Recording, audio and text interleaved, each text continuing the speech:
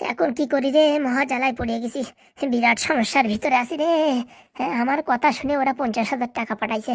এখন বলে সব টাকা জাল বেরোইছে। এখন এত টাকা কোয়ান্তে ফেরত দেবো?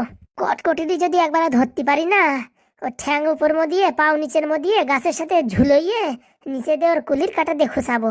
শালা হারামজাদা। হ্যাঁ, টাকা রাখিয়ে গেছিস, তাও জাল টাকা। হ্যাঁ, তোরে কি যে করতে হয়, দাঁড়া আমি আসেনি। এখন কি করে বাড়ি যাবো আমি তাই দেখতেছি।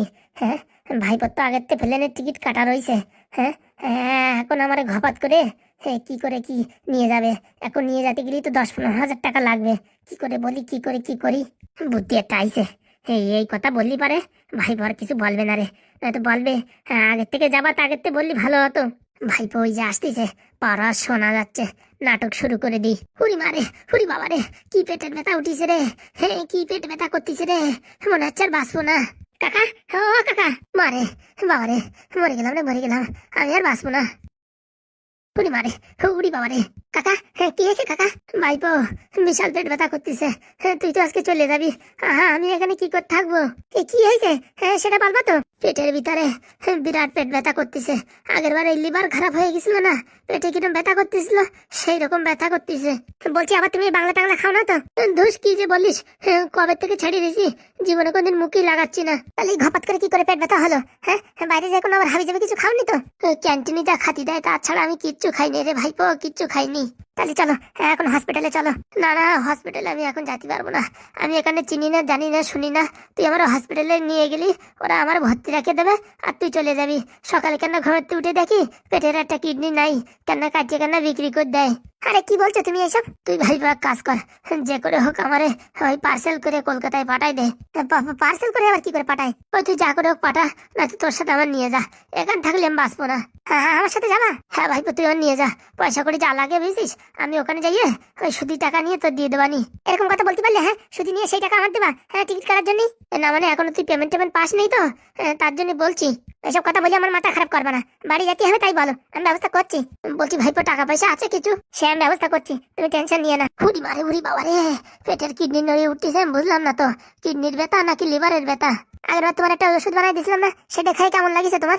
ভালো তো লাগিছিল, কিন্তু এখন আবার কিলিবিলি কিলিবিলি করে যাচ্ছে। চলো বাড়ি চলো, আমি টিকিট কাটতেছি। আচ্ছা ভাইপো, বলছি আমার উপর আবার রাগ করছিস না তো, যে ঘপাত করে এখন এতগুলো টাকা দিয়ে টিকিট কাটতে হচ্ছে? মানুষের জীবন আগে না টিকিট আগে? তাহলে ভাইপোর কথা বলিস না, ঘপ করে আমার চ্যাংদুলা করে নিয়ে চল। আচ্ছা তুমি ব্যাগটা গুছাও, আমি বাইরে থেকে দেখি কিছু খাবার টাবার নিয়ে আসি, একটু ডাবের জল নিয়ে আসি তোমার জন্য। ওরা এসব কিছু লাগবে না। হ্যাঁ, তুই আমার বাড়ি নিয়ে চল। দেখ, বাড়িতে পা দিলে আমার এমনিতেই ঠিক হয়ে যাবে। আসলে মনে হচ্ছে আমার বেঙ্গালুরু শুট করতেছে না। কালকে যে বললে এখানে খাবার দাবার সবকিছু ভালো, আর এখন বলছে শুট করছে না। হ্যাঁ, আমরা বাঙালি মানুষ তো, কোন জায়গা কখন শুট করবে কি না করবে তার বলা যায়? এ কোনো কথা হলো? এর আগে তুমি কেরালা যায় থাকিয়েছিলে, তখন কি করে শুট করেছিল? আমার সাথে হাগুদা ঢ্যাবনা থাকলি পারে না।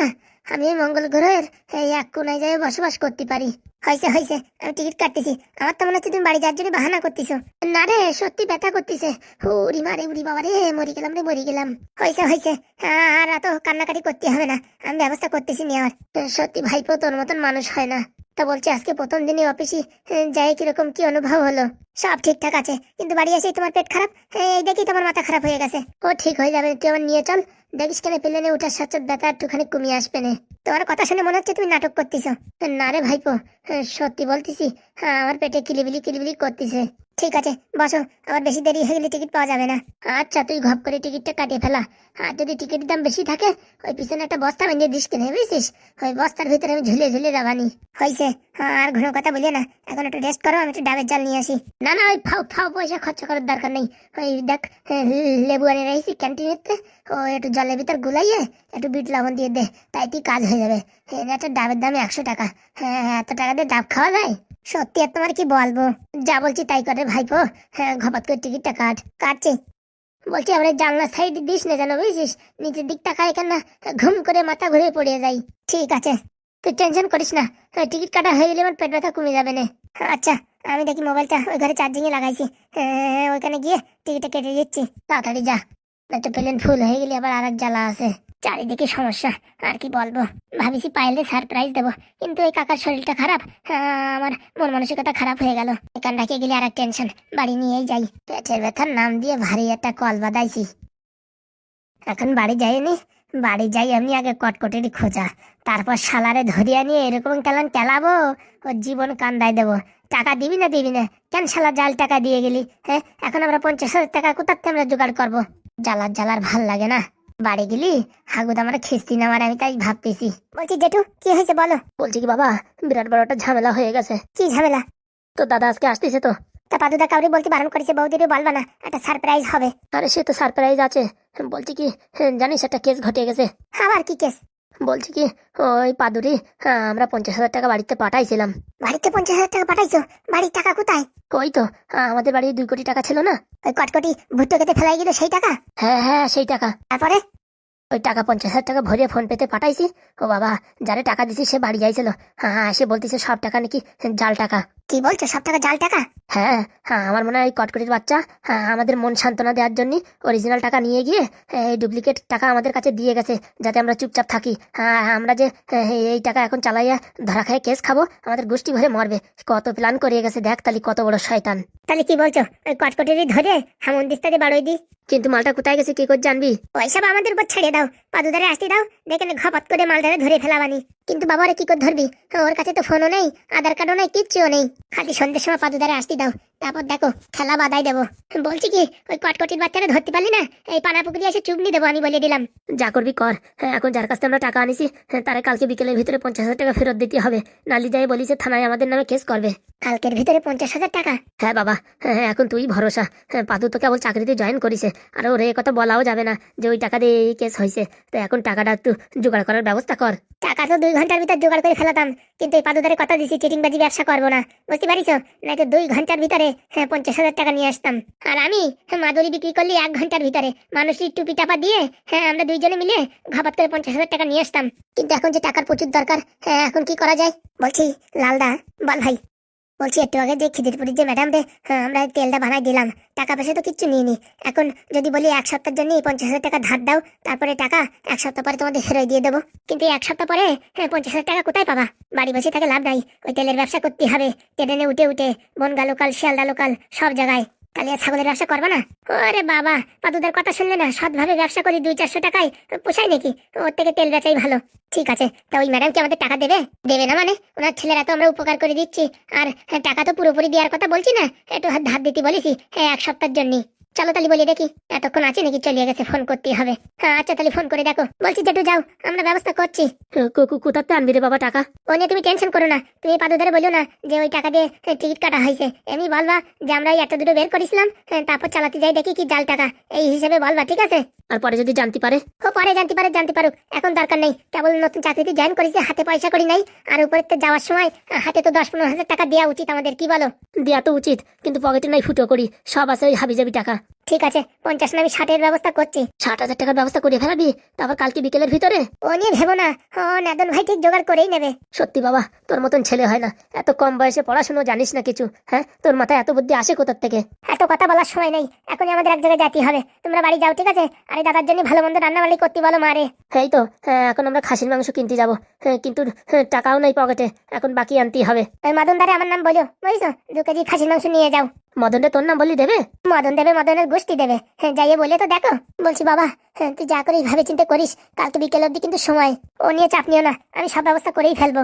চলো লালদা, চলো। চল ভাই।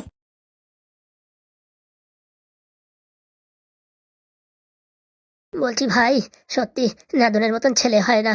প্রথম প্রথম ভাবিছিলাম যে ছেলে জন্ম দিছি গ্রামের মানুষের কাছে শুধু বেশি কথা শুনতেই হবে, এখন যতই দেখছি ওরে নিজেই মুগ্ধ হয়ে যাচ্ছি যে এরকম ছেলে, মানে আমার ছেলে, আমি বিশ্বাস করতে পারছি না। সত্যি নাদন যদি পড়াশোনা করতো না, ও পাদুর মতন জিনিয়াস হতো। সবার দ্বারা সবকিছু হয় না, ও যা করছে করুক, সবাই যদি পড়াশোনা করে তাহলে এই বাদ বাকি কাজগুলো কারা করবে? সেটাও তো ঠিক কথা।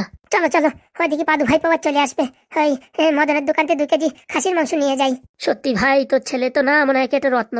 হ্যাঁ, বয়স হচ্ছে একটুখানি, সারা দেশের মানুষই ওরে চেনে। হ্যাঁ, কোথায় সেই খিদিরপুর, সেইখানে লোকটাই চেনে, আর কি বলবো। ভগবানের কৃপা, আমি আর কি বলবো। চল চল তাড়াতাড়ি চল। চলো। এই সর্বনাশ, হাগুদা আবার কি হলো? বলছি নাদনকে বললে না তো বৌমার দাদুরি আসার কথা? ও আমি ফোনে বলে দিছি, ও ফোন করেছিল। তাহলে আসবে? তাহলে আর 500 গ্রাম খাসির মাংস বেশি নিলে হতো না? কি বলিস, ওই বুড়ো মানুষ 500 গ্রাম খাতে পারবে? কি যে বলো, আজকাল বুড়ো মানুষরাই বেশি খায়। ঠিক আছে চল, তাহলে 2.5 কেজি নিলেই হবে। চলো। ভাবছিলাম খাসির সাথে বাংলা খাবো, কিন্তু এখন যা পরিস্থিতি, বাবারে বাবা, টাকা পয়সা হিসেব করে খরচা করতে হবে।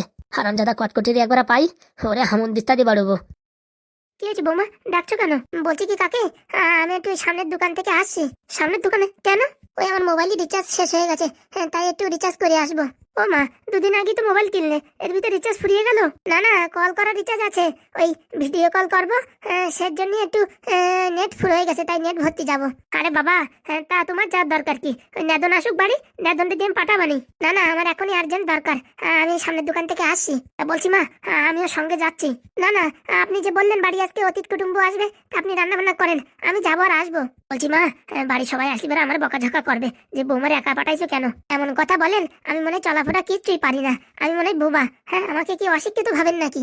না না, আমার কথার মানে উদ্দেশ্য সেটা না, আমি আর কি বলছি, নতুন নতুন জায়গা তো, আমি সঙ্গে আসতাম। না না, আপনি রান্না করেন, আমি যাবো আর আসবো। আচ্ছা, তাড়াতাড়ি চলে আসো। এই তো, ওই সামনেই তো দোকান, আমি সেদিনই তো দেখলাম। যাবো আর আসবো, যেতে 2 মিনিট, আসতে 2 মিনিট, আর রিচার্জ করতে 1 মিনিট, 5 মিনিট থেকে 6 মিনিট। বাড়ি কেউ নেই, সবাই আসার আগে চলে আসো, তাহলে আমার আর বেশি কথা শোনা লাগবে না রে। আচ্ছা, আর কেউ কিছু বলবে না, আমি তো আছি, আপনি টেনশন করবেন না। আমার না মা, লোকের বেশি কথা বিশাল ভয় লাগে। আচ্ছা ঠিক আছে, আপনি টেনশন নেবেন না, আমি যাবো আর আসবো। ঠিক আছে। বাবার বাবা, এখন যদি কোনো অঘটনা হয় বা কোনো ঝামেলা হয়, সব দোষ আমার পরে। কি বিপদে যে পড়েছি আর কি বলবো। বাড়ি কেউ থাকে না, সব দায়িত্ব আমার উপর দিয়ে চলে যায়। আরে মেয়েটা এখন গেল রিচার্জ করতে, আর কি বলবো, ভাল লাগে না। আবার এদিকে কাজ বাজ গাদ্দিখানি পড়ে রয়েছে, আবার রাত্রি বলে কোন অতীত আসবে, তার জন্য রান্না করতে হবে। থালা বাসন দেখি এই পুকুরের গোড়ায় রয়েছে, ঝপাত করে ধুয়ে নিয়ে আসি। জীবনটা পুরো ঝালাপালা হয়ে গেল। রান্না করতে কোনো কষ্ট নাই, কিন্তু এইসব হাবিজাবি ঝামেলা, এসব আমি পোহাতে পারি না বাবু। আজকে স্বামী আসুক, হাগুদা আসুক, আমি বলে দেবো, আমি এসব কিন্তু কন্ট্রোল করতে পারবো না। কিটা কোথায় যাচ্ছে কি না যাচ্ছে আমি দেখতে পারবো না। আমার রান্না করতে বলো, আমি সারা জীবন রান্না করবো, তাতে আমার কোনো অসুবিধা নেই। বলছি, তোমায় তো এর আগে কোনোদিন এখানে দেখিনি। বলছি, কে তুমি? আমি আবার কে? আমি পাদুর বউ। তুমি তাহলে পাদুর বউ? কেন, পাদুর কি 10টা বউ আছে নাকি? কি সর্বনাশ আমার হলো, আমি এ কথা কারে বলবো? মানে পাদু আমার সাথে প্রেম ভালোবাসা করে, আমার সাথে ঘোরাঘুরি করে, সারা পৃথিবীর মানুষই জানায় ফেলাইছে আমি পাদুর গার্লফ্রেন্ড, ওর সাথে আমার বিয়ে হবে। ঝপাত করে আমার ছেড়ে দিয়ে তোমার বিয়ে করে নিলো কেন, আমি বুঝলাম না। কি উল্টোপাল্টা কথা বলছো? আর আমার এখন কাজ আছে, রাস্তা ছাড়ো, আগে আমার কথাগুলো শোনো, তারপরে যাও। আরে আমার খুব ব্যস্ত, আমি পরে শুনছি। আমার জীবনের থেকে দামি কোনো কিছু আছে? বলো। বলছি তুমি বাড়ি বসো, আমি যাবো আর আসবো, 10টা মিনিট সময় দাও।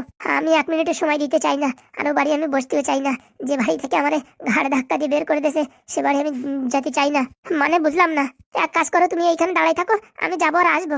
দেখো, তুমি যদি এখন আমার কথা না শুনে চলে যাও, তাহলে এই পৃথিবী ছেড়ে আমি চলে যাবো, আর যাওয়ার আগে তোমার নাম লিখে যাবো, বুঝতে পারিছো? সারা জীবন তুমি যাবজ্জীবন জেল খাটবা, মনে রাখো। এই কি কথাবার্তা বলছো? কি ভালোবাসি পাদুরি আমি, রাত্রি ঘুমাতে পারি না, চোখ বন্ধ করলি পাদু, চোখ খুললি পাদু, যেখানে যাই শুধু চারিদিকে পাদু আর পাদু। এত ভালোবাসি, সেই ছেলেটা আমারে মিথ্যে কথা বলিয়ে তোমার সাথে বিয়ে করে ফেললো। মানে আমি কিছু বললাম না। পাদু তো বললো যে ও আগে একজনে ভালোবাসতো, তার বিয়ে হয়ে গেছে। সে তো আগের জন, আমি হচ্ছে পরের জন। মানে পাদু দুই দুটো প্রেম করেছে? হ্যাঁ, দুই দুটো না আরো বেশি, তা কে জানে। কি কথা বলছো? ঠিকই বলছি। আমার ছেড়ে কেন যে তোমার বিয়ে করলো বুঝলাম না। বলছি, বিয়েতে টাকা পয়সা কিছু দেছো নাকি? আমরা কোথাতে টাকা দেবো? আমরা গরিব মানুষ, আমরা দিন আনি দিন খাই, আমরা কোথাতে টাকা দেবো? তাহলে কেন পাদু আমায় বিয়ে করলো না? আমার বাবার বিষয় সম্পত্তি সব ওর নামে করে দিত, সব কিছু ওরই থাকতো, আমি একটা মাত্র মেয়ে। তুমিও তো একা, তাই তো? হ্যাঁ, আমি একা, কিন্তু আমাদের বিষয় সম্পত্তি কিচ্ছু নেই। তাহলে পাদু আমার বিয়ে করলো না কেন? দেখো, আমি বাবা তোমার কথা বিশ্বাস করতে পারছি না। ওই পাদু আসুক, পাদুর সাথে কথা বলে আমি বলছি। শোনো, পাদু যদি এখানে দেখে না আমারে, তাহলে অনেক বড় ঝামেলা হয়ে যাচ্ছে। আমি তোমারে বলে যাচ্ছি, আমার নাম হচ্ছে টুম্পা। বলবা পাদুর কাছে যে টুম্পারে বিয়ে না করে তুমি আমারে বিয়ে করলে কেন? আর যদি তোমার কথা মিথ্যে হয়? মিথ্যে হবে না, মিথ্যে হলে ওর ঘরের সামনে আসতাম কেন? তাহলে তুমি যদি পাদুরি ভালোবাসো, পাদু যদি তোমার ভালোবাসে, তা তোমার বিয়ে না করে আমার বিয়ে করলো কেন? সেই কথার জন্যই তো আমি আজকে এইখানে আইছি। হ্যাঁ, আমার বিচার চাই। দেখো বাবা, আমি তো তোমার চিনি না, আর পাদু এখন ব্যাঙ্গালোরে আছে, ও আসেনি, তারপরে আমি তোমার ডেকে একটা কথাবার্তা বলবানি। বলছি, তোমার মনের ভিতরে কোনো রাগ হচ্ছে না? যে আমার ছাড়ে তোমার বিয়ে করেছে, আর আমার মতন একটা ভালো সুন্দরী মেয়েরে ধোকা দিয়ে তোমার সাথে বিয়ে করেছে, তোমারও ধোকা দিচ্ছে, এতে তোমার রাগ হচ্ছে না? বলছি রাগ তো তখন হবে যখন জানবো ব্যাপারটা সত্যি। আমি তখন বিশ্বাস করতে পারছি না। তুমি তো আমার সাথে নাটকও করতে পারো সংসারে ঝামেলা লাগানোর জন্য। কি বলছো? আমার চোখের জল দেখে তোমার বিশ্বাস হচ্ছে না? হ্যাঁ, যে আমি তোমার সংসারে ঝামেলা লাগানোর জন্য বলতে আইছি?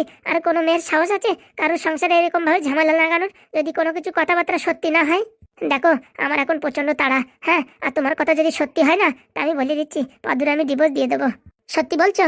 হ্যাঁ, সত্যিকারে বলছি, আমি পাদুরে ডিভোর্স দিয়ে দেবো। যদি তোমার পাদু ভালোবাসতো বা তুমি পাদুরে ভালোবাসতে আর আমার না জানাই এত বড় একটা অভিনয় করিছে, আমি পাদুরে ডিভোর্স দিয়ে দেবো। সত্যি দিদি, সত্যি, তোমার মতন মানুষ হয় না। আর যদি মিথ্যে হয় না, তাহলে তোমারও আমি ছাড়বো না বলে দিচ্ছি। হ্যাঁ একদম, আমি রাজি। আমার ফোন নাম্বারটা লিখে নাও, বলো আমার মনে থাকবে। 00077553229। আচ্ছা ঠিক আছে, পাদু আসার সাথে সাথে আমার ফোন করবা তুমি জানার পরে, ঠিক আছে? আচ্ছা, আমি রাত্রি ফোন করে পাদুর সাথে ঝগড়া করবো। ঠিক আছে। বলছি তোমার সাথে পাদুর কোনো ছবি আছে? না না, সেরকম তো কোনো ছবি নেই। তাহলে তো এখনই প্রমাণ হয়ে যেত পাদু তোমার ভালোবাসতো আর তুমি পাদুরি ভালোবাসতে। হ্যাঁ, আমাদের কাছে সেরকম ছবি নেই। আর যদি আমার ফোনে থাকে না, তাহলে আমি তোমার আমি দেখাবানি। আচ্ছা, আমি তোমার সন্ধ্যার সময় ফোন করছি, আমি এখন একটু ব্যস্ত আছি। হ্যাঁ আচ্ছা। আর পাদুর বাড়ির লোকজন আমার কথা কিছু বলো না। ওরা শুধু শুধু আমাদের বাড়ি গিয়ে ঝামেলা করতে পারে। কেউ ঝামেলা করবে না, আমি তো আছি নাকি? আচ্ছা, তাহলে আমি এখন একটু আসি। হ্যাঁ, আমি একটু ব্যস্ত আছি। ঠিক আছে। এই কথা যদি সত্যি হয়, তাহলে পাদুরি ডিভোর্স দিয়ে আমার কাছে একদম ইজি হয়ে যাবে। আরে দাদু কিছু বলতে পারবে না, পাদু কিছু বলতে পারবে না। আমার জীবনটা পুরো একদম হালকা হয়ে যাবে। যাক, সংসারে আগুন লাগাই দিছি। ডিভোর্স হোক না হোক, সারাদিন এই নিয়ে ক্যাচক্যাচি একটা চলতে থাকবে। সারা জীবন আমার নাম মনে রাখবে, টুম্পা কি জিনিস করে দিয়ে গেছে। আর যদি সত্যি পাদুরি ডিভোর্স দেয়, তাহলে তো গোড়ায় গোড়ায় পাদু আমার কাছেই আসবে। কারণ কি, ওরে তার কেউ মেয়ে দেবে না, আর আমার কাছেই আসতেই হবে। আমার বাপ যা পারলো না, আমার মা যা পারলো না, আমি তাই করে দেখালাম। বললি হবে না, টুম্পা তোর ট্যালেন্ট আছে। বন্ধুরা, সংসারে কিরকম গন্ডগোল লাগালাম, ভালোই তো নাকি? দেখো এবার কিরকম বিষ জ্বালা শুরু হয়ে যায়। আর আজকের ভিডিওটা একটু ছোট আইছে, প্রচন্ড মাথা যন্ত্রণা। হ্যাঁ, বুঝতে পেরেছো? হ্যাঁ, তাই তোমাদের জন্য একটুখানি কি ভিডিও। আর কালকের থেকে বড় ভিডিও আসবে। ভালো থাকো, সুখী থাকো, আর সংসারে আগুন লাগানোর ভিডিও দেখতে থাকো। পাদুর ঘরে লাগলো আগুন, বললি হবে না, ঠেলা আছে, খরচা আছে।